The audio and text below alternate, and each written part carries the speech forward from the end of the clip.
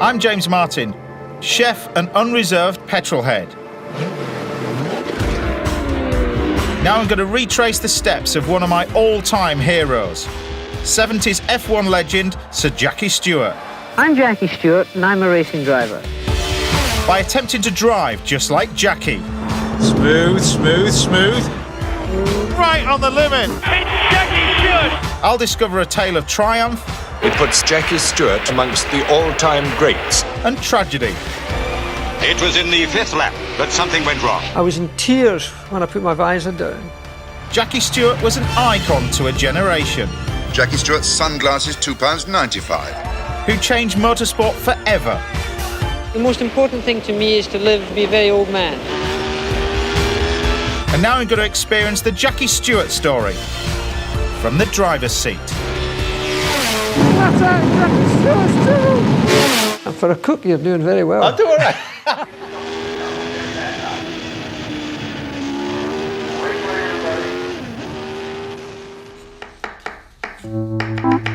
Since becoming a head chef in my early 20s, there's always been something else in the back of my mind. Cars. Pretty sure I'm a petrol head. I've got olive oil through this vein, and I think I've got petrol running around this vein. Motor vehicles are a huge part of my life. I like model cars. When I bought this house, it was a small little sort of two-bedroom bungalow. One of my idols there, the legend, Steve McQueen. Bedroom bike. I actually didn't live in the house because the first thing I built was the garages. Starting to get into the boys' room now. And the garages had underfloor heating, they were air-conditioned, fuel pumps here, Nelson Piquet's helmet, classic. I was having a bath with a measuring jug to wash my hair. Rolls-Royce Phantom Coupe, one of my pride and joys, 288 GTO, 1985. And I lived in that for 7 years while the cars were living in luxury. But, you know, for me, I'm in a dream. Love this guy. I can always hear the turbos whining. To me, the 1960s and 1970s for Formula One was a magical era. But when you're looking back at those old races, these cars were like sideways most of the time, you know, proper driving. I think out of that era came huge legends, the most famous of which is, of course, Sir Jackie Stewart. Nobody has ever seen the finish of a motor race like that. Jackie Stewart racing towards the finishing line. In my opinion, Jackie Stewart is the greatest person in the history of motorsport. I think most people would regard Jackie as the master of the art. Just look at what he has done. Sir Jackie Stewart is a three-time Formula One world champion. It's Jackie Stewart. His high-profile safety campaign changed the sport forever. If I did not prepare myself for an accident, I think I'd be a fool. I think we look back on his legacy as being the first person to be brave enough to stand up and say, this is not right. For all of Jackie's clever thinking, there underlies a tremendous driving talent.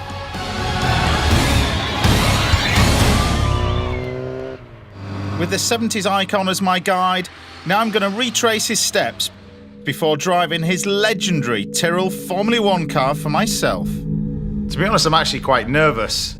For God's sake, I've got pictures of him on the wall. You know, you might think I'm a stalker, but it'll be a fascinating insight, I think, into what it takes to be a racing driver. It's here to see Jackie Stewart. Thank you. I'm meeting Sir Jackie for the very first time at his 120-acre property in Buckinghamshire. He's obviously come a long way from his days working on the forecourt of his parents' garage. Hi, James. Sir Jackie, lovely to meet you. Well, welcome to Clayton House. Thank you very much.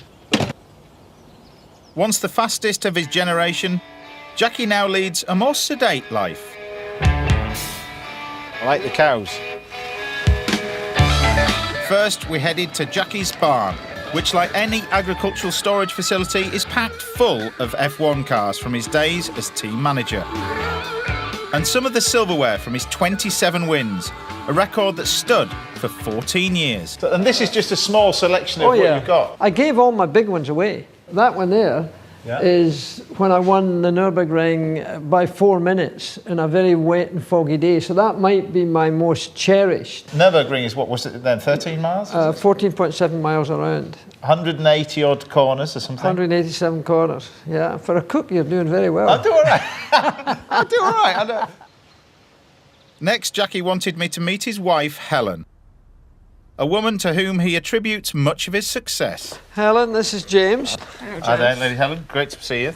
Jackie has been with Helen since the tender age of 18. So press that. And they're still very much in love.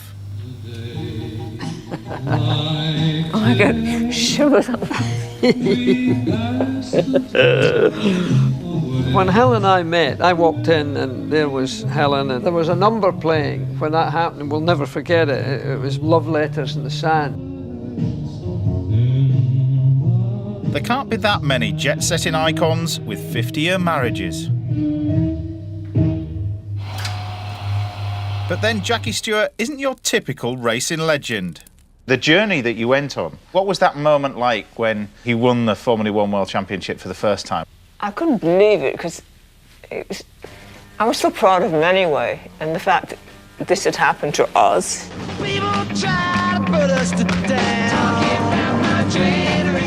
I mean, you were an integral part of Sir Jackie's career because... Without me, you wouldn't be world champion. Well, but also, you were one of the first pit girls. You were there timing, you were there at all the races. You were looking great on the side of the pits, you know? Yeah, but that was the case. They were very exciting, colourful, glamorous period of motorsport. He asked my advice on should he keep his hair long. I like the sideburns. You like the sideburns? Yeah. And the sideburns got longer, and the longer they got, the faster I got. Wasn't the helmet your idea, the race helmet with the tartan? The tartan was. Right. We're both very strong Scots, and Helen got out a sort of silk tartan band. And it wouldn't go right round, it was a little bit at the back. Right. We couldn't afford that much more.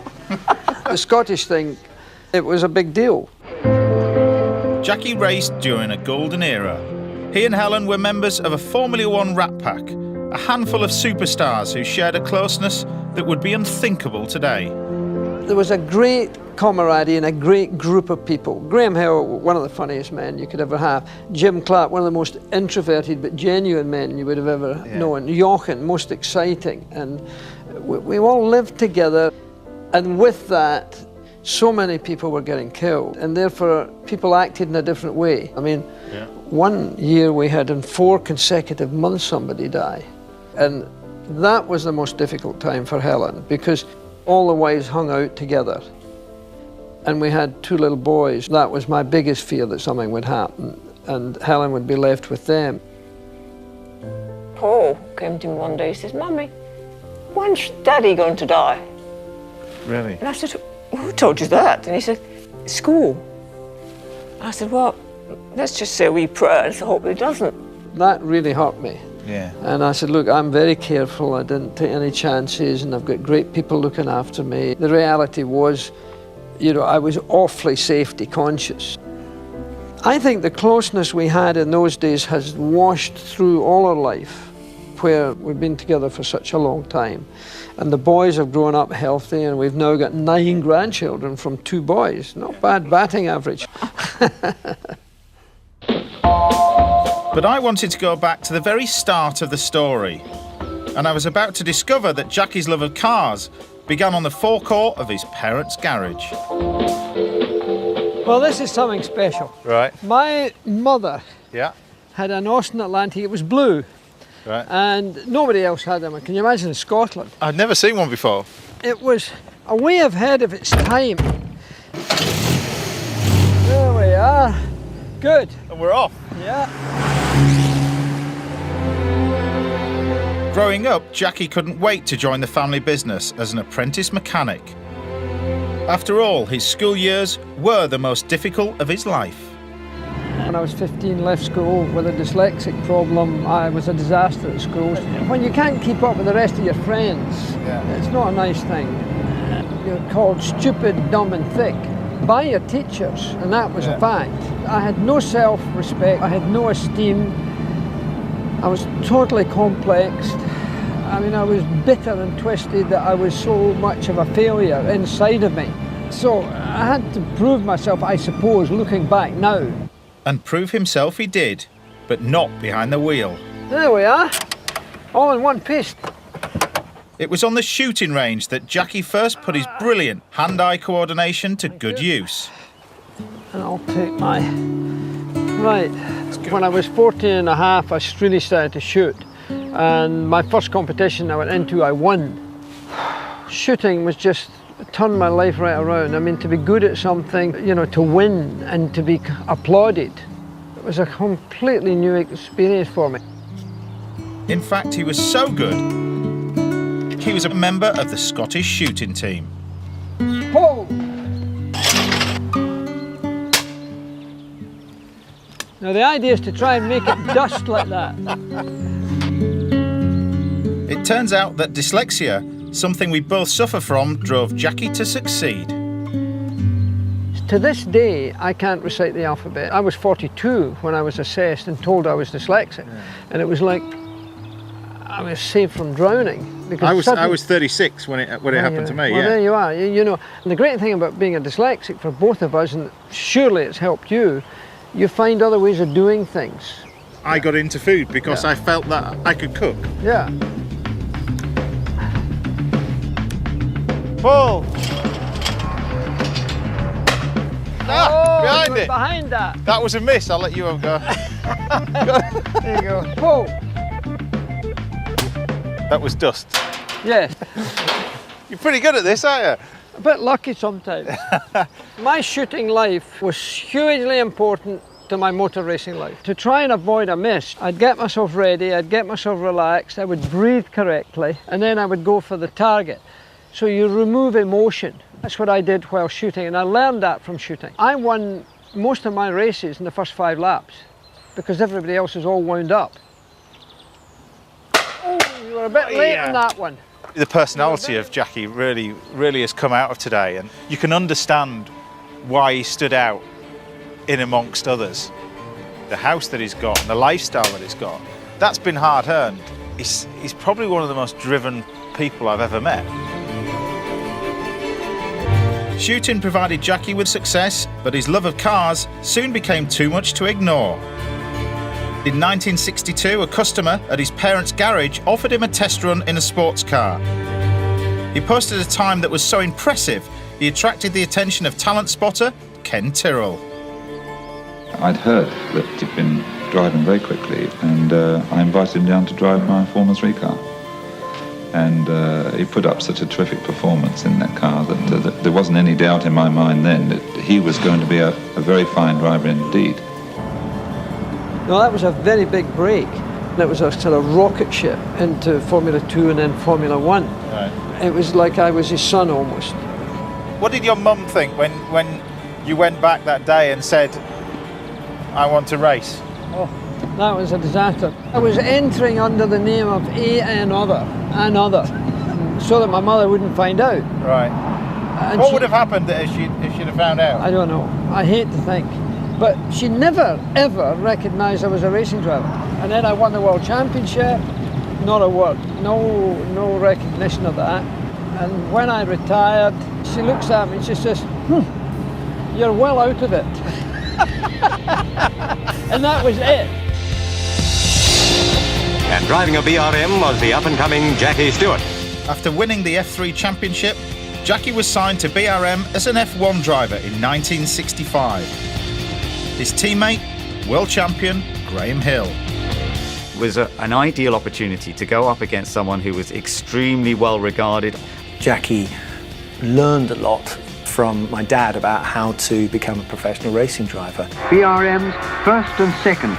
And although they were in mortal combat in races, the relationship between my dad and Jackie was pretty good. But I also like him as a friend too. There's a good deal of clowning about before BRM goes on to win once again. There was no, he's the number 2, I'm the number 1, you just sit back and watch. None of that. Jackie Stewart fast asleep in front of the BRM. It was in the Italian Grand Prix that Graham Hill's number 2 first showed he had the potential to be number 1. there was a group of us, and eventually we drew away from some of them. Clark's Lotus let him down, and he had to retire. And it was left with Graham and I with quite a few laps still to go. This was the chance for the BRMs to get their own back. Jackie Stewart in one of them. And he and Graham had a real old tear-up that just went on and on and on. The two of them were racing hard for that Monza victory. We were given a signal by Tony Rudd, the team manager, ease off, because we had such a big lead. And yet we were actually going as fast, if not faster. In the end, Graham made a mistake. I went through on the inside and took about a 3-second lead. Jackie Stewart in one of them brought off a fantastically narrow win, beating Hill in the other BRM by just over 3 seconds. And it was Jackie who came out on top that day at Monza and took his first ever Grand Prix win. The Italian crowd is the most passionate crowd in the world, and they stream onto the racetrack and give you such a welcome and such recognition. Graham was fantastic. Not once did he complain, not once did he have a crossword with me, and it must have been frustrating for him because in quite a few occasions I would be quicker than him.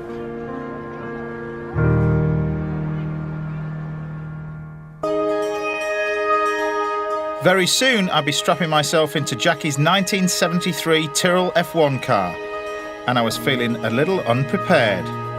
So I'd arranged to meet 1979 world champion Jody Scheckter for some extra tuition. All right, Jody. Hey, James. So how do I begin to learn how to drive, like Sir Jackie Stewart? Well, he's known for his smooth driving. Yeah. The theory behind that is you've got so much traction on your tyres. You got to keep it on the maximum of that tyre the whole way around. I wasn't quite sure what Jody was talking about. The sideway movement. But I was starting to realise that there was more to driving fast than meets the eye. So you're getting your maximum traction out that way. Right. The proof would be in my driving. Am I smooth enough to emulate Jackie?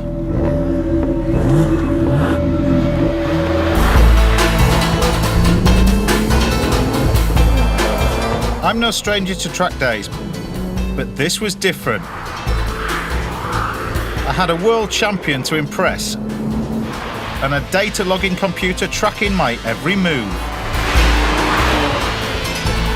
Brake hard, straight line. Back in the pits, Jody and John the Boffin were analysing my lap. My God, look at that. So we can look at your line through the different corners. Yeah. So for example, on this chicane, you could probably get closer to the edge to come out at the corner quicker there. If I was going to improve, I'd need to take some tips from my hero. So we watched Jackie's smooth driving in action. You can see you're actually just doing very, very little movements with the steering wheel. Yeah. But the best way was smooth, there's no question about that. Jackie believed his way of driving was safe and efficient and developed a way of teaching it to the man on the street. So we take off from the line as smoothly and as cleanly as we can. The question is to keep the ball in the dish all of the time, going through all of the corners. Smoother driving is the best way of driving.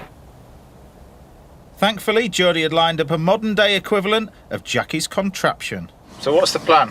Okay, so you got to go through these pylons. Yeah. And you got to keep the orange in there, and you got to be like Jackie Stewart. Okay. Let's see.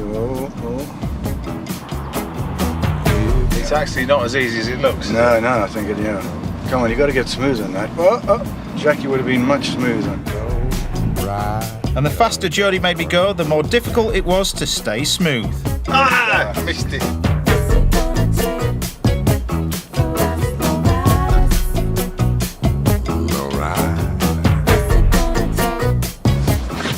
You're having a look? Yeah, I'll have an orange whilst you're waiting there. It's weird. Your eye line, first of all, goes to this and keeping it in the pan. But then you become much smoother because you're not concentrating on it, if that makes sense. A bit faster, that's good. After what seemed like hours of patient tuition, I got it. Feels so good. Yes! Well done, well done. Yes! Get in there. Well done, man. That's a lot better. Well, I'm hoping this orange has improved my lap time. Fingers crossed for the next lap.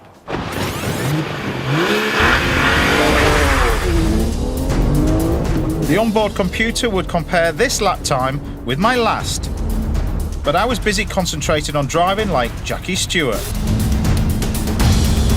That's 110 mile an hour around that corner. Smooth, smooth, smooth. Great. Look at the turning point in. It feels so much quicker. Power out. That feels wicked. I'm using gears that I never did before.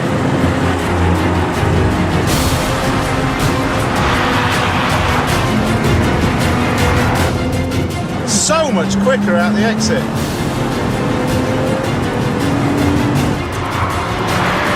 I'm done.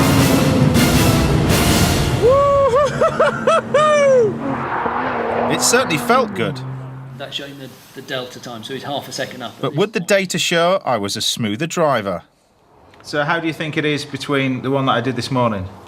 No, I think the impressive part, first of all, you were 3 and something seconds quicker, and then also you were very smooth. So what about conveying this? Because it's a different thing driving one of these to driving one of the old Formula 1 cars. Well, the fundamentals are saying you've got to get to the limit of the car. Yeah. And it'll be harder to get to the limit of a car on a faster car.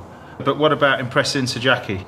Well, that's a hard one. But, it's up to you. I think he'll if you do well, he'll let you know. Right. And into the lead, Jackie Stewart's BRM, number 12. Jackie's second season as a Formula 1 driver couldn't have started better. With Jackie Stewart the winner on the road to the championship. Now back to Spa for the closing stage. Having won the first race at Monaco, he arrived in Belgium with high hopes. Completing the front rank, Jackie 42. But it was a race that would change everything for Jackie. And we're all set for the off. Motor racing is dangerous. There's a mystique about danger. There's an attraction, but you don't want to be having accidents. To finish first you must finish. But Spa 1966 was a race Jackie was never to finish. And that's all we've seen. Only 6 cars have gone through at the end of the first lap. I had no idea what had happened to Jackie, but another 2 wives. One sort of drowned about half a bottle of whiskey. One went hysterical because they had no idea what happened. The drivers encountered a fierce rainstorm at the 145 mile an hour corner at the bottom of the hill, and that was where Graham Hill saw in the field the other BRM, that of Jackie Stewart, upside down with Jackie still in it. Jackie bounced off a wall off the front of a cottage and landed with his BRM literally banana-shaped around him. And I was soaked in fuel, high-octane aviation fuel in those days. It was burning my skin right off me. And there was nobody there, no marshals, no help. He was in his own bomb, but that day wasn't going to be his 10th of a second. It just wasn't. And that was the day that he formulated his creed that he was paid to show his skill and not to show his bravery.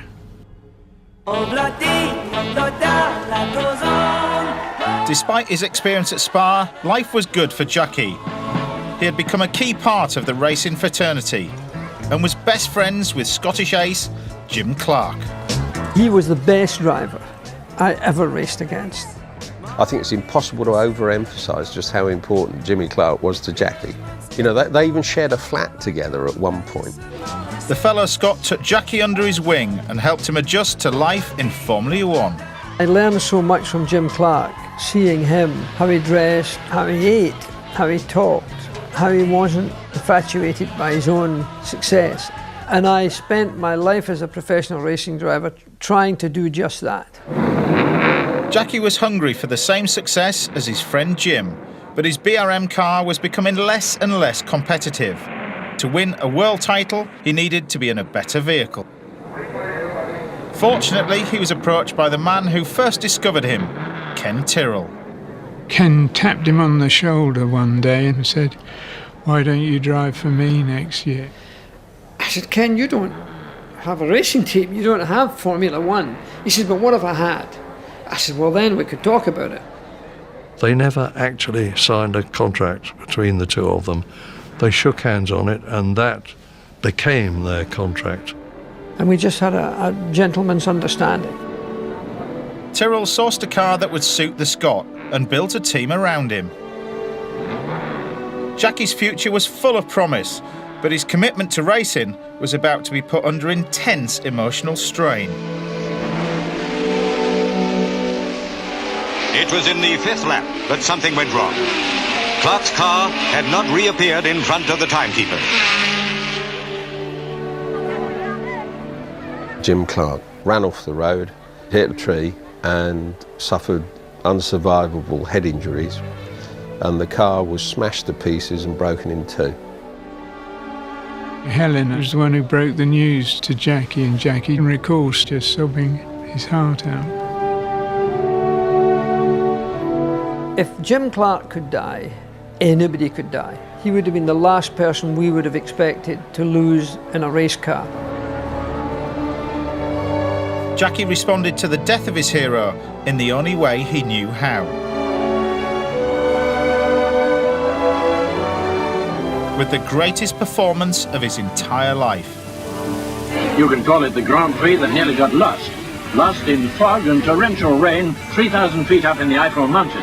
They were conditions in which a race would not even be started these days. And it's one of the great motor racing drives of all time. Beat everybody by almost a lap. And you don't do that unless you're a real virtuoso, one of the real greats. Scotty's driving age, Jackie Stewart, number 6 in a Metro Ford, was piloting his car as though he hadn't built-in radar. When they're in those conditions, and to show such enormous balls in driving at that rate, just put him onto a plane that was so far ahead of everybody else, it was just untouchable. And it's one that justified his stance on safety in later years, because nobody could accuse him of being chicken. Stewart took the checkered flag at an average speed of 86.82 miles an hour. Jackie and Team Tyrrell had shown the world what they were capable of. But many people doubted that a new team could win the 1969 world title.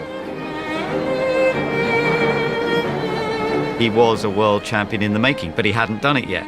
So for Jackie Stewart to take the gamble and say, yeah, you know what, I'm going to go with Ken Tyrrell and his new team, that was a gamble, but it paid off big time. This left the field wide open for Jackie Stewart in his Anglo-French Metro Ford. He had an overpowering effect on my way of thinking, my preparation, my commitment. The man with his sights set on the 1969 Drivers' Championship. And to allow my natural ability to be able to display itself. And Jackie Stewart fulfills the promise that talent spotter Ken Tyrrell saw in him. 1969, I think I won 6 Grand Prix. I think 4 of them back to back. Ken Stewart hold the line on this, the last lap. Somebody's challenging, it's Ritz going through. It's over the line together, and it's almost a dead heat. It's Jackie Stewart. Nobody has ever seen the finish of a motor race like that. The South African Grand Prix, the Spanish, the Dutch, the French, the German, and finally Monza had clinched the championship and written a cheque for £100,000 in prize money. After a triumphant season, Jackie won his first world title, aged just 29. Ken Tyrrell and the mechanics, the Matra designers and everyone else really put the thing together in a very good package. Really, it was only left for me to drive the car because I think we had a pretty perfect setup.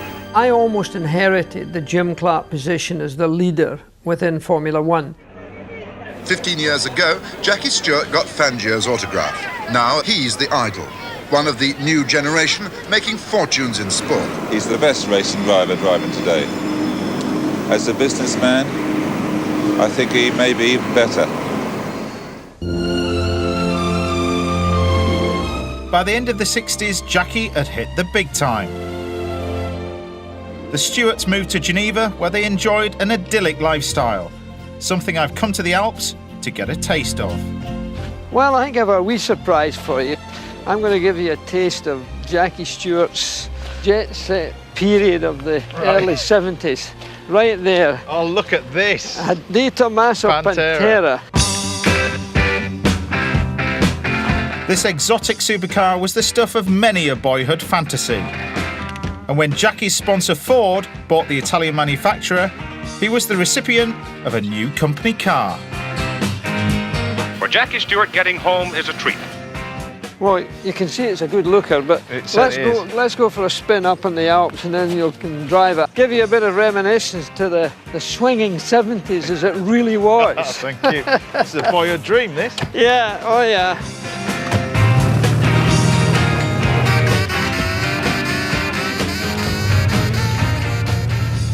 Now, when you first came to Switzerland, you know, you kind of had an image and marketed that image. Well, I guess I was the first, what I would call truly commercial sportsman, particularly in motorsport. At the time I was threatening the World Championship, suddenly advertising arrived. Yeah. And the great thing about motorsport for a sports person is that if you're a football player, there's the boots and the strip. Yeah. You know, if you're a Grand Prix racing driver, there's got tyres, there's fuel and oil, there's engines, there's cars, there's sparking plugs, there's... Yeah, but it's not just that. It's things like the sunglasses, the hat, the image, everything, the tartan. Well, it was lifestyle too, you must remember. It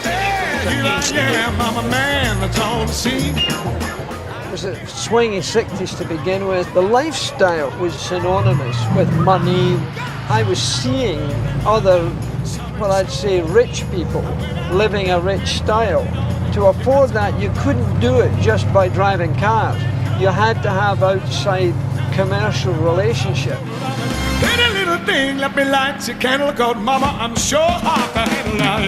Business is no different than sport. I love doing deals. I get as much satisfaction of doing business today as I ever got driving a racing car. You've got to have the great attention to detail. And that attention to detail, somebody told me that even came down to what you were wearing. Didn't you have a shirt with a shorter sleeve? Yes, no, it was a wider. I'm wearing one now. Yeah. My left cuff is wider than my right cuff, so that if I'm photographed, the watch is visible.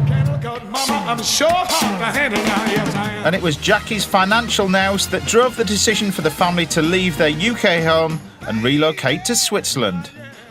When I left in 1968, I had to pay 93% tax. As a racing driver, the chances are I was going to be killed. Helen would have had nothing left. It was a big move, very unpopular in the Glasgow Herald, the Daily Record, the Scotsman newspapers, and it still isn't popular today. And with that, it was time to fulfill my childhood fantasy and drive the Pantera. Oh, we've got the hat on. I've got this for you. Look at that. How was that good? Wow, that looks like a... Pull the sideburns down a bit. 70s child. And the shades. I feel as if I'm in the zone. Oh, wow. This is what started my love of cars, this car. Sometimes, though, it's better not to fulfill your dreams. It's weird, the seatbelt's flapping around. Yeah. Pretty pointless, to be honest. Ever the gentleman, Jackie tried to distract me. Well, look at this vista, isn't this wonderful? Look at that old castle up there, right at the top there. As much as I love the countryside, I'm just concentrating on what's in front of me, to be honest. Good. 3 times Formula 1 world champion sat next to me, you know. Well, I'm well braced. Never mind well braced, you need to be well insured, that's the thing. Off the power, on the brakes. The steering of it. Off the brakes. Yeah. Gently gas pedal. Whoa, there we go. Sheer acceleration. Jackie became motorsport's first millionaire, but he was about to learn that money in the bank wouldn't guarantee another world title. The first race in the 1970 Grand Prix season. The 70s began with Jackie Stewart as the reigning world champion, but the French company who built his winning car refused to supply Tyrrell for the new season. That meant they had to buy an off-the-shelf alternative. The world champion's number on a March. A brand new body, Ford Cosworth engine. Now, Jackie had little chance of keeping up with Austrian star Jochen Rindt and his expertly engineered Lotus. You've had a very good chance to look at the new cars on the track. Which of them impresses you most? Actually, none of them impresses me very much because they're all the same. As Jackie struggled in his slow, unreliable car, Rindt grew ever closer to the world title. I think the fastest at the moment is certainly Jochen Rindt. The Austrian ace now has a commanding lead of 20 points in the championship. But despite their rivalry, Jackie and Helen were close friends with Jochen and his wife. Jochen was great, and Nina was fantastic. She was one of the most beautiful women in the world. He was somebody who was an important part of my life, and one of the drivers I would have trusted under any circumstance.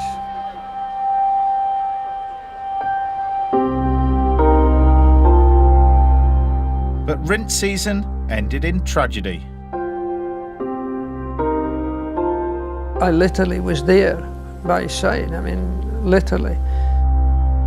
And they wouldn't admit that he had died, because in Italy, had he died on the track, they would have had to cancel that Grand Prix for the weekend.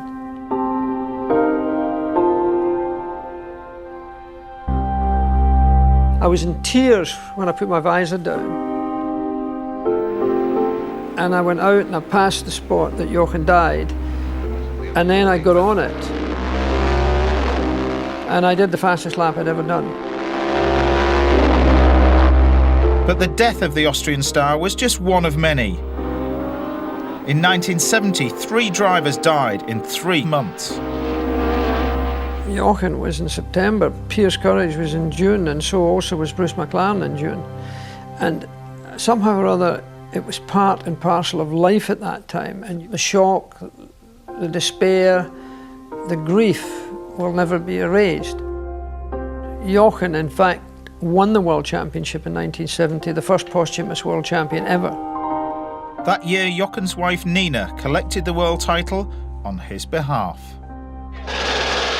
Off the track, Jackie took his safety campaign to a whole new level. You're all wearing seat belts, you have to. It's entirely your responsibility. The most important thing to me is to be a very old man. If I did not prepare myself for an accident by using the best helmet, the best clothes, the best thermal underwear, the best seat belts, I think I would be irresponsible. I think I'd be a fool. Crash barriers, run-off areas and flame-proof protection were just a few of the things that Jackie pushed for. Terribly important that everyone pays the right amount of attention. Everyone from car designers to track owners were at the receiving end of his battle for safety. Jackie was not the most popular driver. Certainly not with some commentators who thought he was taking the masculinity out of the sport.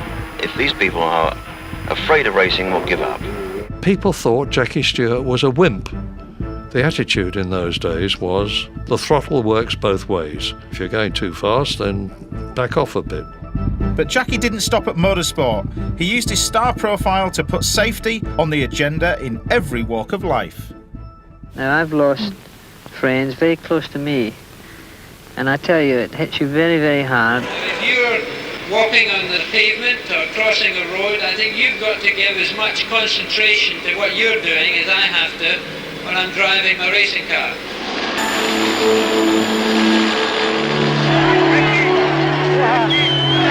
But on the track, Jackie still had a job to do. And to make sure he had the right car to do it in, Ken Tyrrell commissioned his own Formula One vehicle. Ken, without anybody knowing, got Derek Gardner, a wonderful designer, and had designed this car in his own living room. I would go up secretly and get into his garage and get seat fittings for this car of the future. The Tyrrell F1 car was ready for the 1971 season. But would the homemade car perform on the world stage? Jackie Stewart hadn't won a Grand Prix since his Spanish victory a year ago. And sure enough, it came out and immediately was fast. After 5 laps, Stewart took the lead, and there he stayed. 6 Grand Prix victories, won in the World Championship for the second time, and the manufacturer's title for Ken Tyrrell. And puts the name of Jackie Stewart firmly amongst the all-time greats of motor racing. The Flying Scot was back, and in Monza, he was crowned double world champion. Leaving aside your undisputed skill, damn it, what single factor do you think contributed towards your victories this year? I think, again, my skill.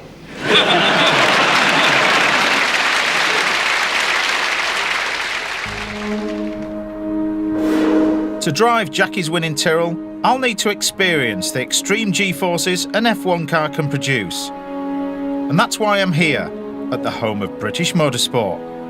One of my pet hates is a passenger in a fast car, so it'd be actually my idea of hell, being strapped into something that's super quick by a driver that I don't even know. And of course, that's exactly what's going to happen in this hypersonic F1 style two-seater.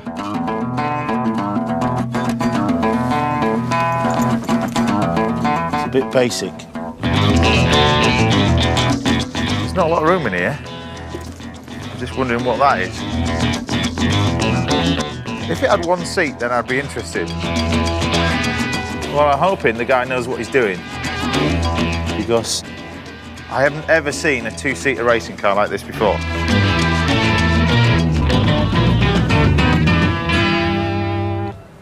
Hi James, I'm Jack. I'm 2012 British Formula 3 champion, and I'm your driver coach for the day. And have you driven this before? First time I drive it will be you in a few moments. You are having a laugh, aren't you? It's only a racing car. It's only a racing car? How old are you? I'm 19. 19? Jack's a great kid, but he's a kid, you know. He's probably still plays with Star Wars figures and Lego when he gets back home. It's going to be interesting to see you try and get in the back, that's for sure. Oh. Not nervous, are you? Proper bricking it, to be honest, yeah. Oh. I'm not good as a passenger. I'm certainly not good sat in the back seat. And on that thing, you can't actually see anything in front of you. Yeah, I'm not really looking forward to it.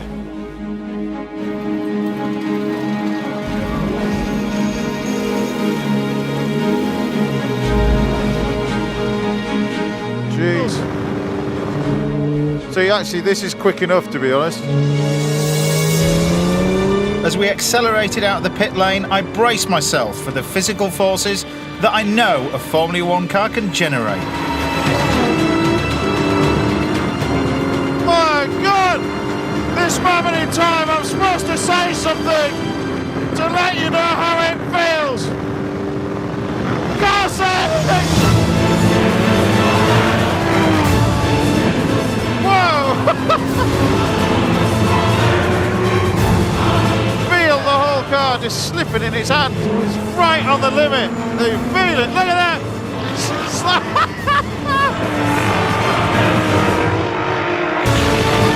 In the late 60s, aerodynamics completely changed motorsport.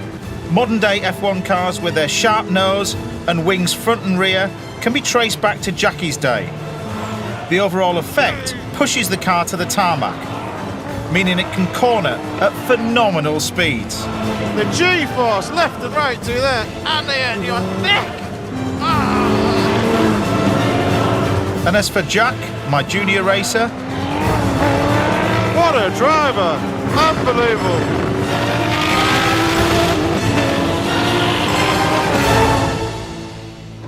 That's enough for me. Slow down, otherwise I'll phone his mother. It ended up being an enjoyment, to be honest, an experience that I've never ever felt before in my life. I'd much rather be in the front seat than in the back seat. You've got, you know, twice as much horsepower in the Tyrrell as opposed to that thing, but it's going to be incredibly hard work. The celebrity life. Stewart spends more time in the air than the South African Airways captain who flew him into Johannesburg. By 1972, Jackie was a global superstar, but his relentless drive for success was pushing him over the edge. This year was different somehow. I was very tired, I was very uptight, and I couldn't unwind. I just destroyed myself, health-wise. I was just burned out. I missed a few Grand Prix, I lost the World Championship, I finished second in the World Championship that year. And then I thought I might retire because I was feeling so bad. There's puddles around the track, the place is a mess. And maybe in the wet you can accept that. I should think I will be able to accept it.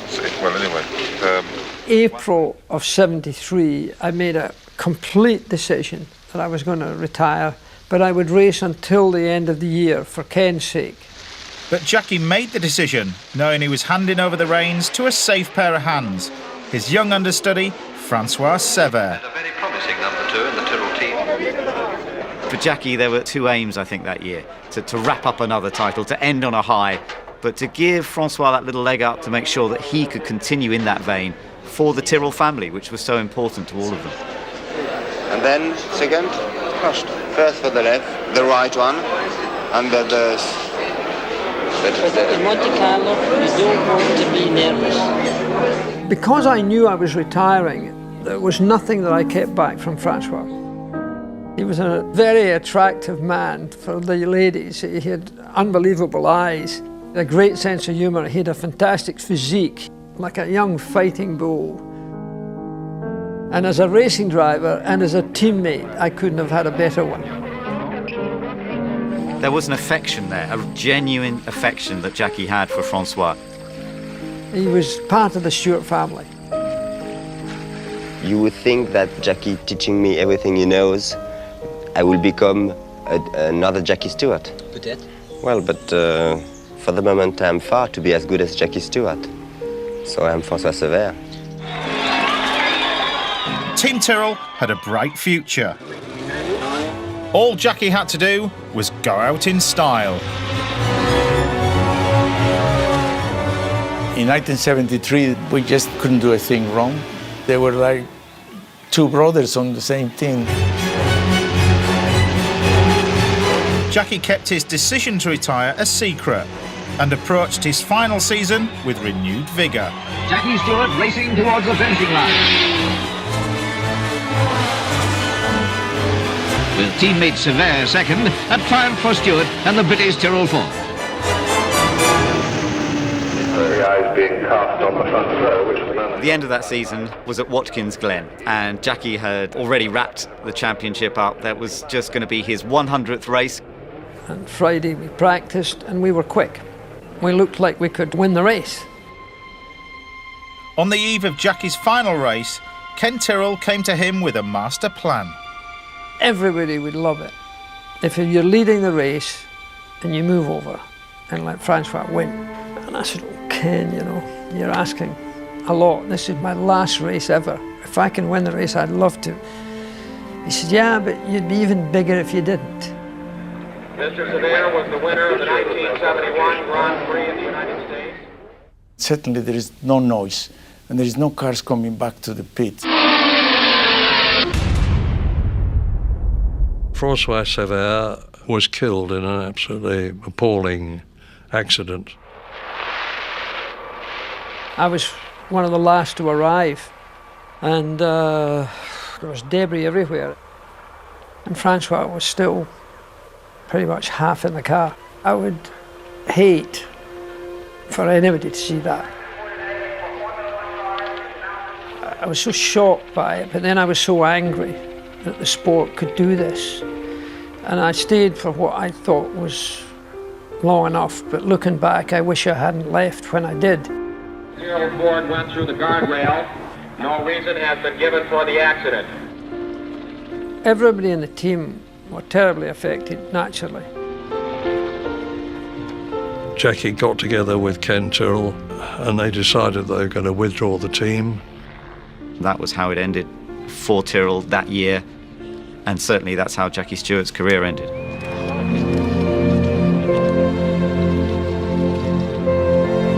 He missed his 100th Grand Prix. He achieved his World Championship for the third time, but he did it in very tragic circumstances. I then said I was no longer going to be a racing driver. It was a decision I have never, ever regretted. I was never tempted ever to go back. It just never entered my head.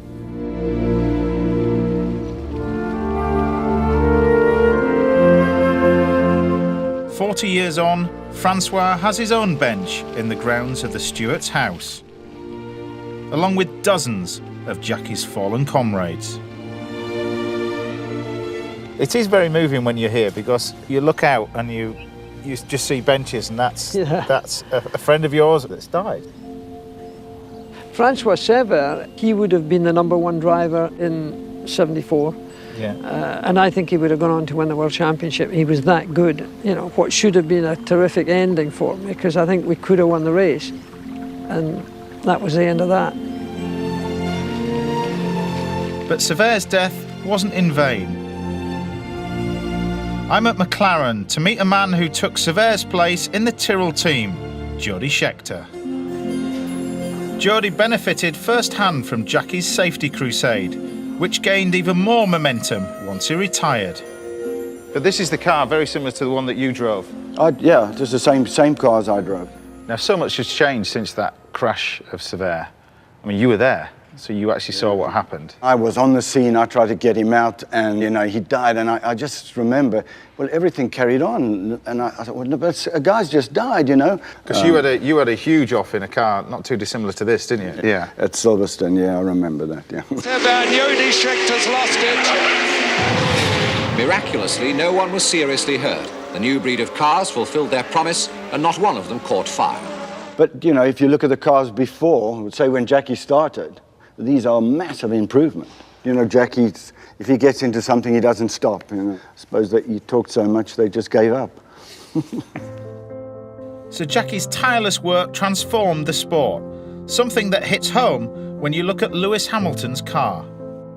So it's not until you look at a modern Formula One car do you see all the safety features that were starting to work on in the 70s. It's gone a long, long way. I mean, if you go here, you just feel how solid it is compared to that car. You don't have to do much more. And this is all padding.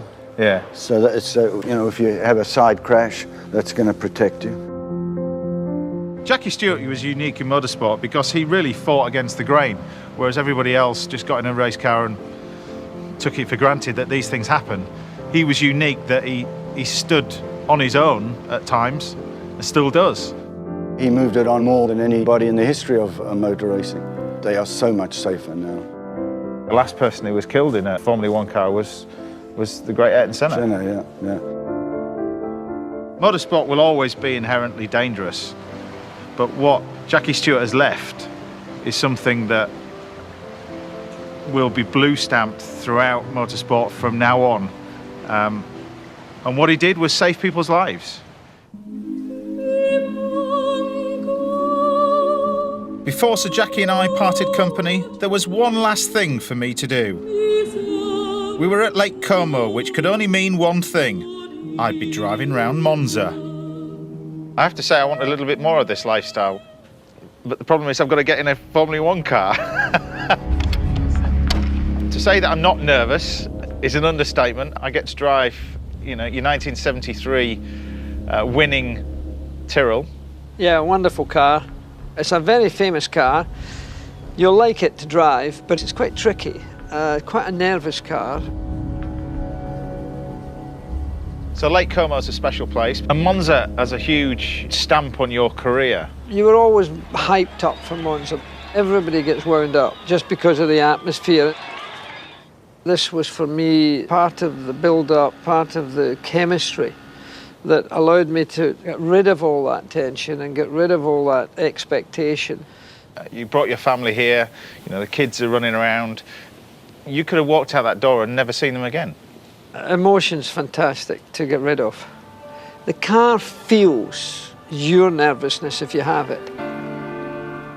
The speeds that you're doing around Monza in the Tyrrell that I'll be driving, I mean, the top speed, what would you get out of it? 187, 188 mile an hour. We never quite cracked to 200. But look at me, I'm not going to be doing it either. Oh, yes, you are. I'm calm, I'm quite happy to sit here all day, to be honest, and leave the car for you lot. Well, maybe I sort of felt like that too sometimes.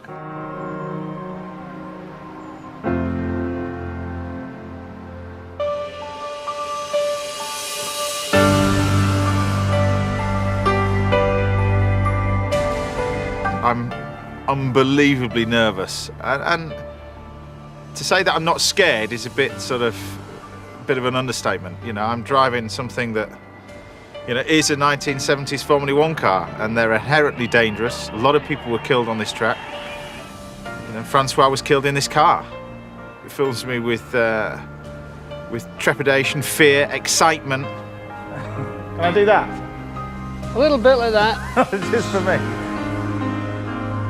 Well, this is your baby for the day. You couldn't have any better. Right, in you go. Okay, both hands back. Yes, that's it. Just slip right down. Okay. All right.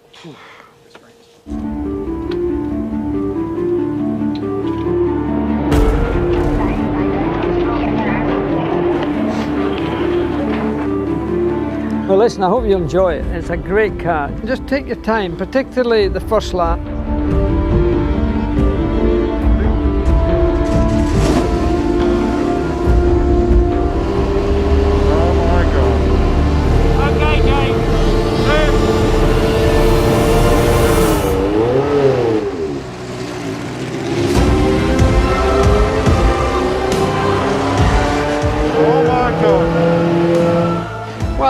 Must be a wee bit nervous because to be in that car round Monza with so much history. I'm actually at Monza. You know, it's a big moment. Take the brakes. Jackie's advice was to tiptoe around the first chicane. Then it was time to open the Tyrrell up and find out just how magical this car really is.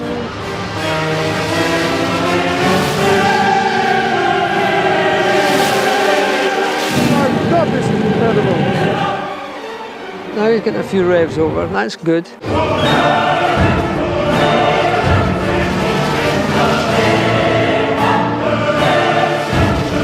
is the most amazing feeling. And the sun's setting on Monza, and this is the straight. I'm going to go up the pit wall and see him through.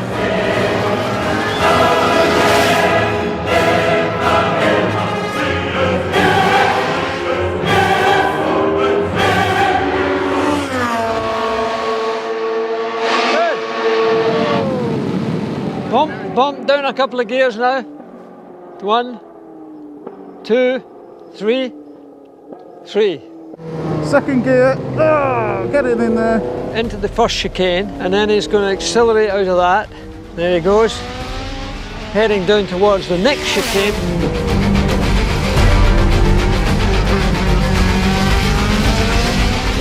What a car!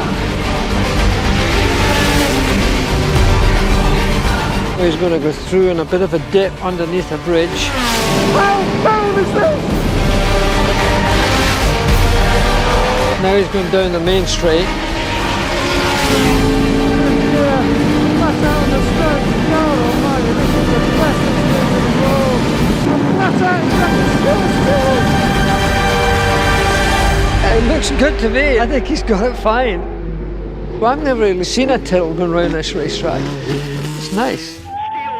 Someone else. Will it be Stewart, Rint, McLaren or Bertwell? It could be any of them. And they're inside now as they come up towards me. We're looking out. I still love the sport. I absolutely love it. For all the bad things that have happened, there's 100 better things that have happened in many ways.